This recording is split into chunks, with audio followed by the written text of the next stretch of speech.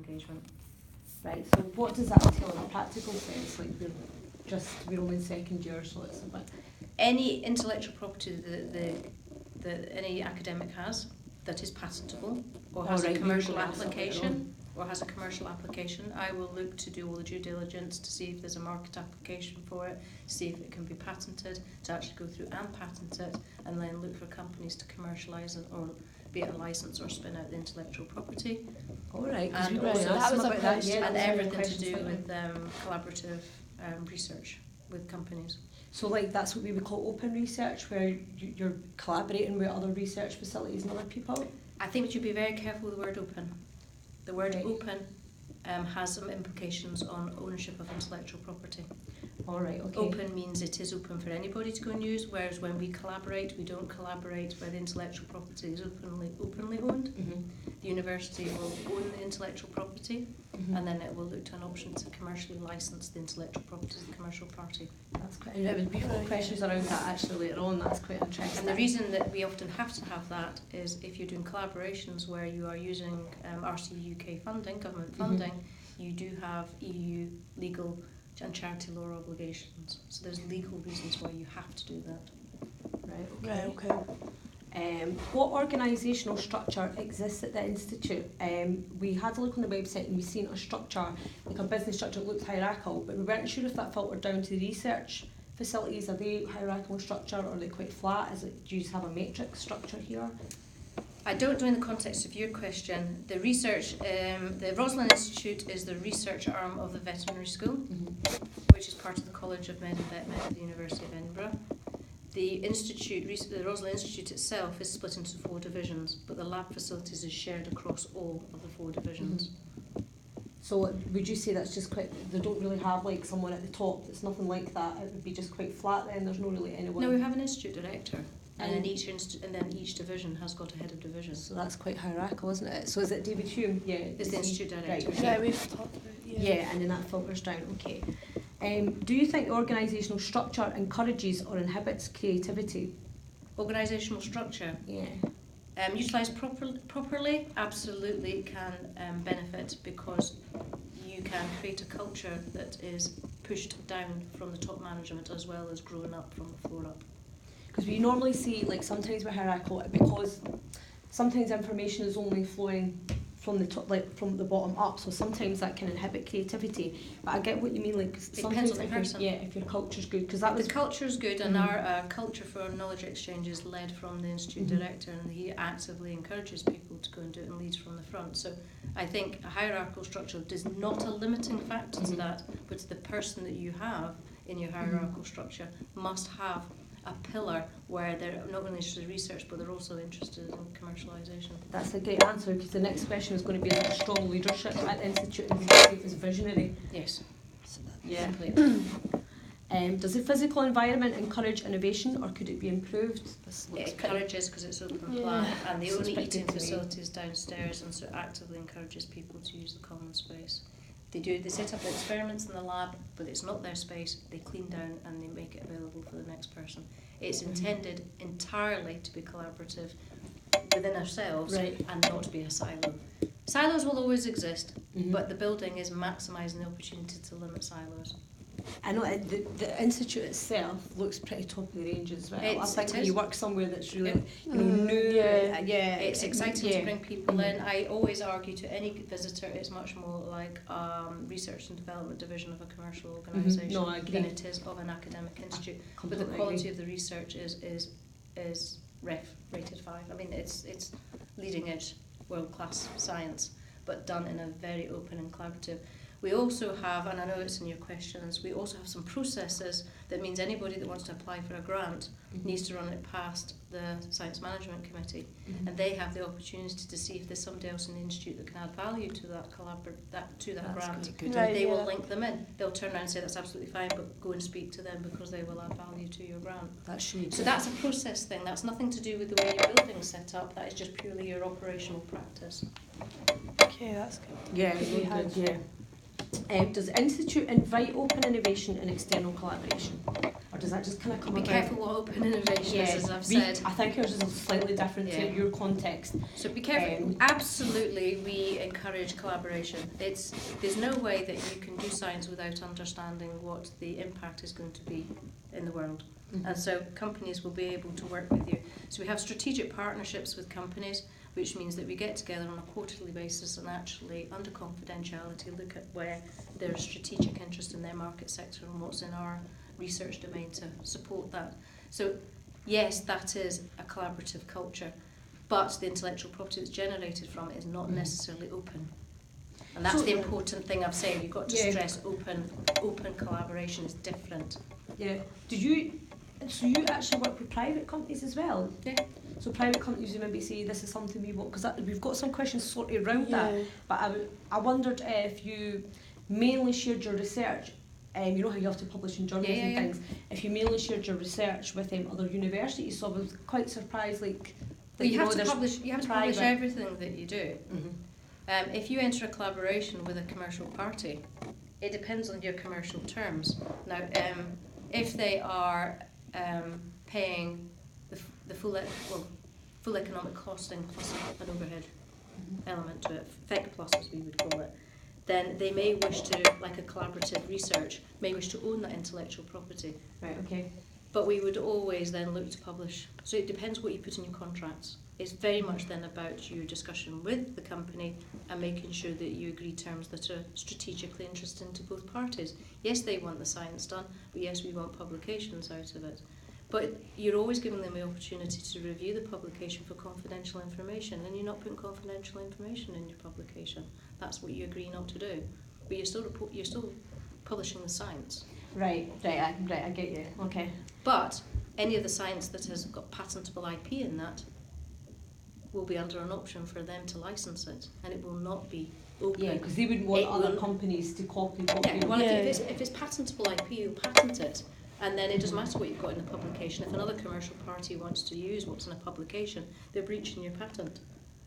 Right. So you then have to have the commercial right to use the intellectual property that's in the publication if it's patent filed. So it's only if it's not patent filed that it's truly open.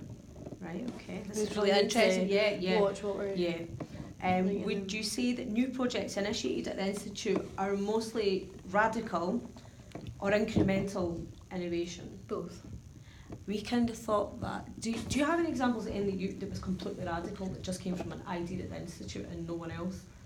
I know Dolly the sheep was obviously the first mammal, but I wasn't sure if that research was based on previous research. People had tried to do it before, maybe weren't successful, and you were able to do it successfully. I wasn't sure. No, Dolly was completely radical. I think anything that's patented, you've got to argue is completely novel and inventive, otherwise you wouldn't get a patent position on it.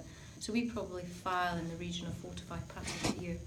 Yeah. So that's radical science. Yeah. This is why we wanted to do here, because we wanted to do something that maybe did display, or we thought displayed radical innovation.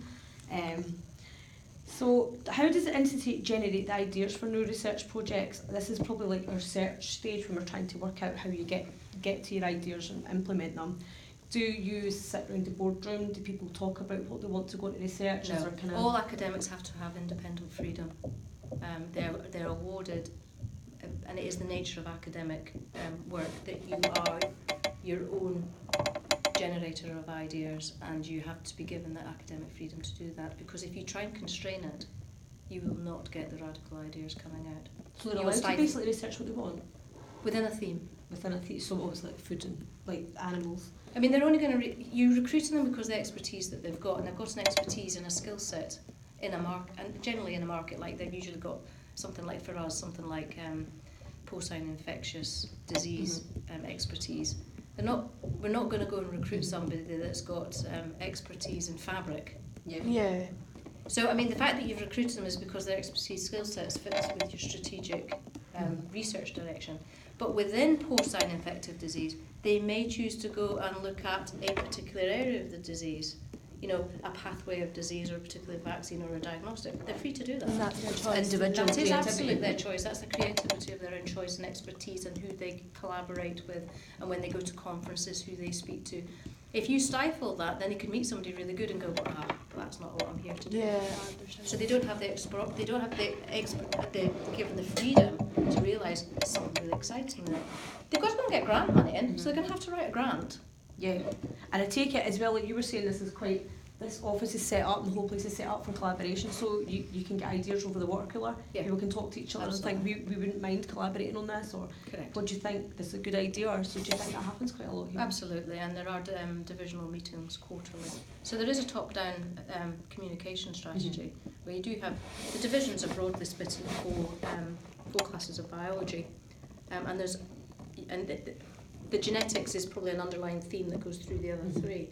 And so they can't do it without collaborating with somebody within another division. But the divisional heads will have oversight of everybody in their division and meet with them. They'll have PDRs yearly, they'll have quarterly divisional meetings, and they'll be able to specifically pinpoint to them, you should be working with them, they've got this skill set, go and seek them and use them.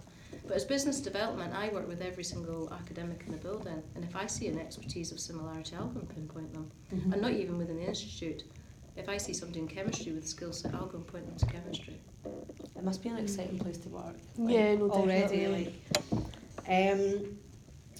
Who takes part in the process? Well, you've already said it's individual creativity, so we don't need to ask that. Is the process like when someone comes up, you said they had to apply for a grant, so there's funding requirements obviously then? Always will be. Institutes are not funded by a block. Well, they are funded by a bit of a block grant, but on the whole, research funding has to be on academics. Part of their job responsibility is to pull grant funding in. So financial considerations would play a part in deciding what projects maybe to initiate or not to initiate. Who would decide that? Like if people, Science management group. so there is somebody that would say, right, this one's going ahead and this one's not. This one fulfills the requirements of the grant, or. Oh, in terms of the grant, no, the individual academic. I mean, that is that's part of their skill set as an academic, to know that their science fits in the grant call. But the science management group will review every grant application that's going in, and they'll pull ones that they think they've got no chance of success. Right. Okay. Right. But there is, you've got to remember the support structures, because early stage academics tend to sit on a grant with an established academic to start with, and they do learn how to write grants from somebody more senior. We do run grant writing courses as well, so it's not like they're just like, say, there you go, you're on your own now, go and write your grant applications. You are an organisation, you don't want them to fail. Yeah. So there's actual courses here that can help you out.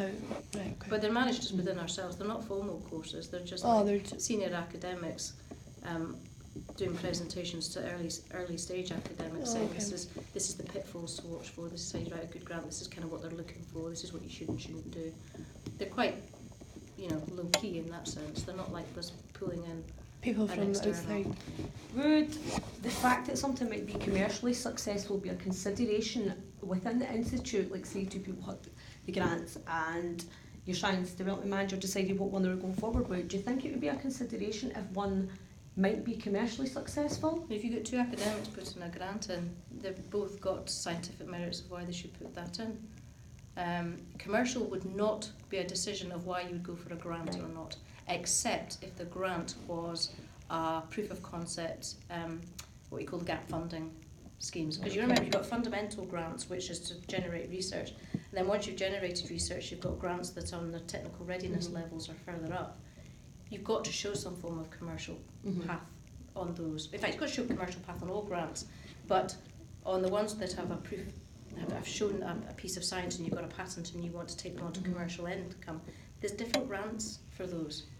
So it's back to what you're saying, is you've got to choose the right grant for the right science and also for the right technology readiness level. It seems that luckily here you aren't actually constrained though, like you would if you were like a private company, with things like we need to do this because we think it'll be commercially successful. But that's because a company has a corporate mission to make products for a particular market set, also to make a profit line. An institute is a government funded body with government science and has to create scientific benefit for the UK. And you can't stifle academic freedom to achieve that. So it's not like, I think the way I describe it to anybody who doesn't really understand it is I've got 108 academics here. Treat them as 108 business units. and each one is their own managing director, then you would stand half a chance of understanding it. So they would say they've got an expertise, they've all got individual expertise, and they'll pool in grants and fund and commercialise the individual 108 channels. They will be working under a strategic theme of the Institute, and we are under the theme of livestock health, genetics, and underpinning science for human health. So we do have a strategic theme. So all the science will fit under that strategic theme. But that's a very broad theme.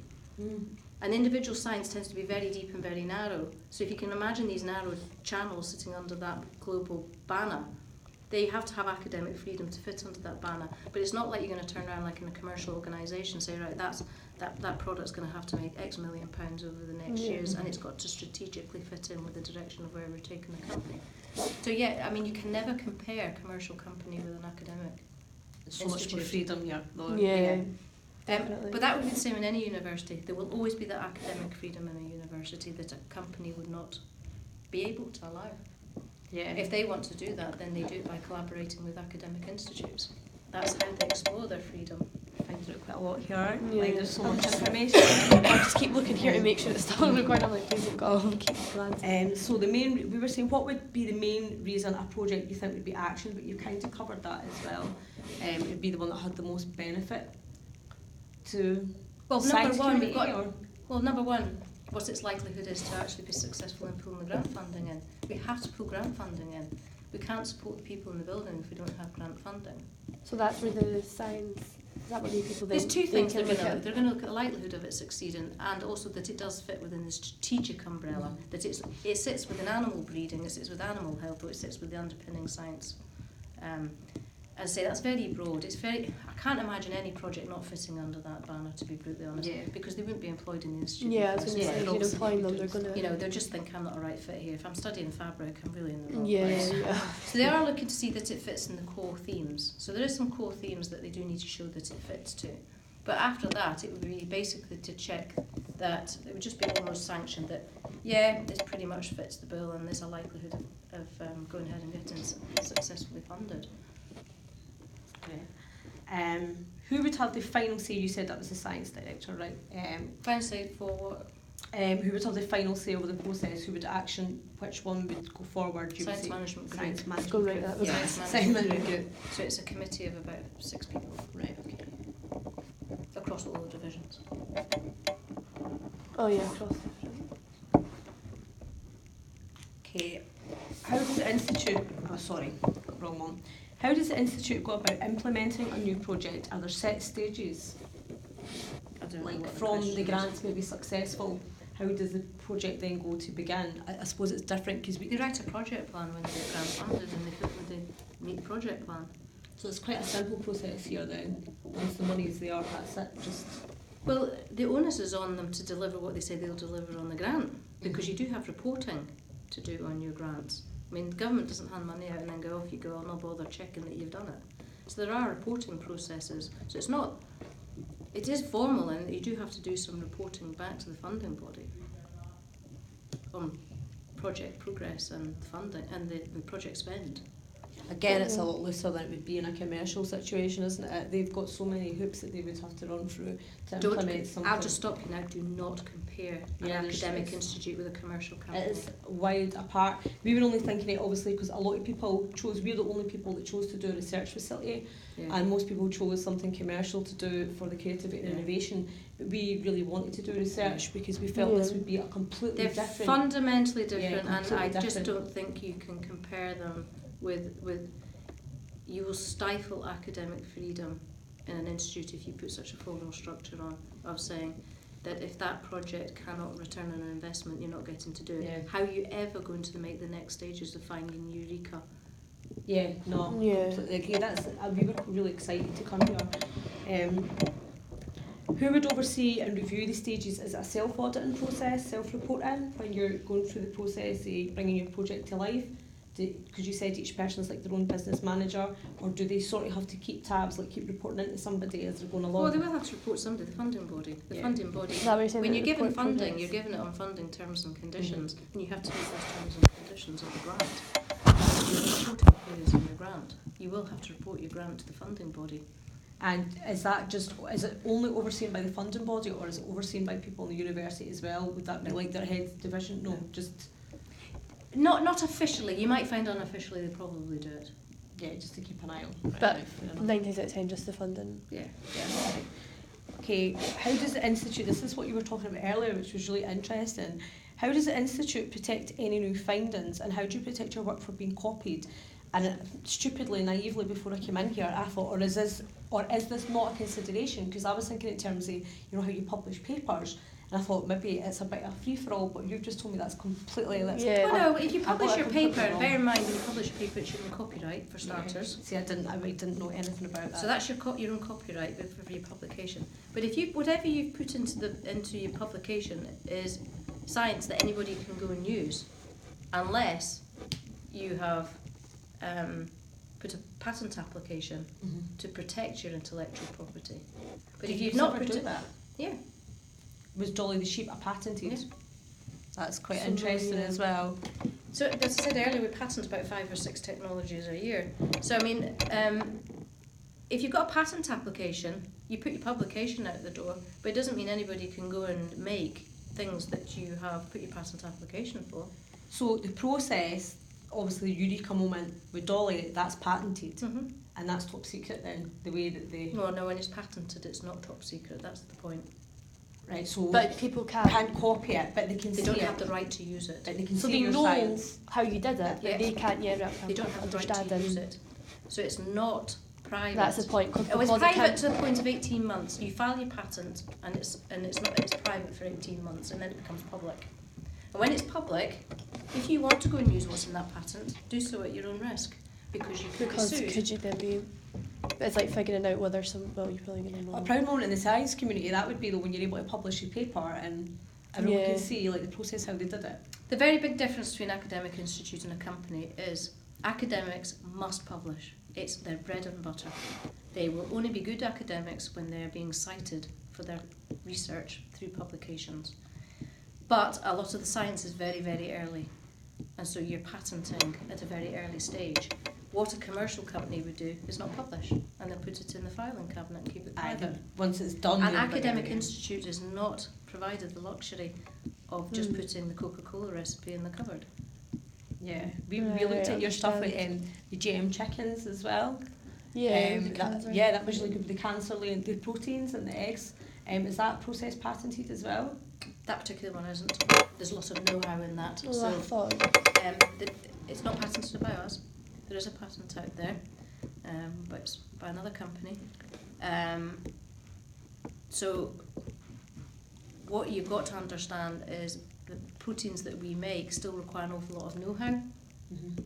And so it's still kind of, you need the skill set to do it. So it's very technical, and you need the people that work here. So even if they were to read the patent, you still have to have somebody that can read the patent and actually follow the... So it's like a baker. I can give you a recipe, and you might make the most crap cake in the world, but give it to Mary Berry with the same recipe, and because she's got the know-how, she produces this wonder cake. Right, so there's I've simplified it a little bit. Yeah. So it's kind of that element of, there's a lot of black art in science as well, and there's a lot that's not written in a patent, and that's not written in a publication, that somebody trained in the art would know. See, would you say that the chickens was an example of incremental innovation where you followed on from other research that's been done and maybe done it better, quicker, or improved it? Yeah, that was a little bit different because the academic that's part of that project came in from that company. But a lot of the steps that we've made since are based on incremental innovation that we've done here. Yeah. But the core idea probably wasn't done here. Okay. Thank you very much. But the chicken eggs ones is not a good example. Do you have any? This is like we're getting the gossip now. Well, the reason it's not a good example is because it's fantastic science, but it's got federation barriers to it being accepted. Now, the very first product, which is I don't know if it's a cancer therapy, but it's a therapy for a human disease, has now been licensed to be made in chicken eggs. But it took many, many years to get there.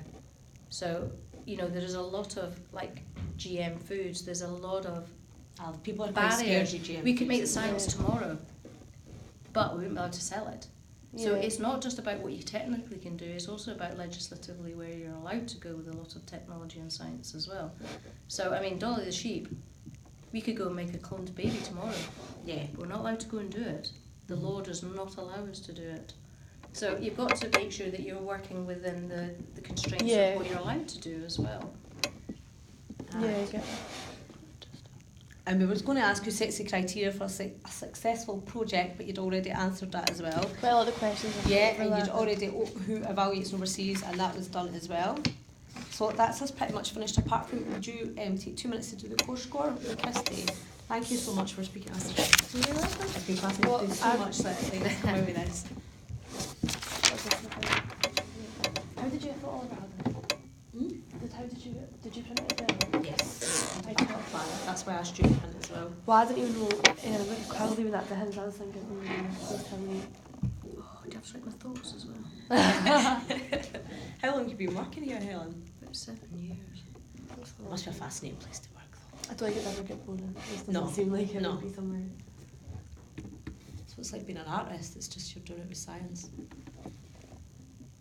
I take it this would be the pinnacle. If someone was in the science community, this is probably the place they'd want to work. Depends what the research is.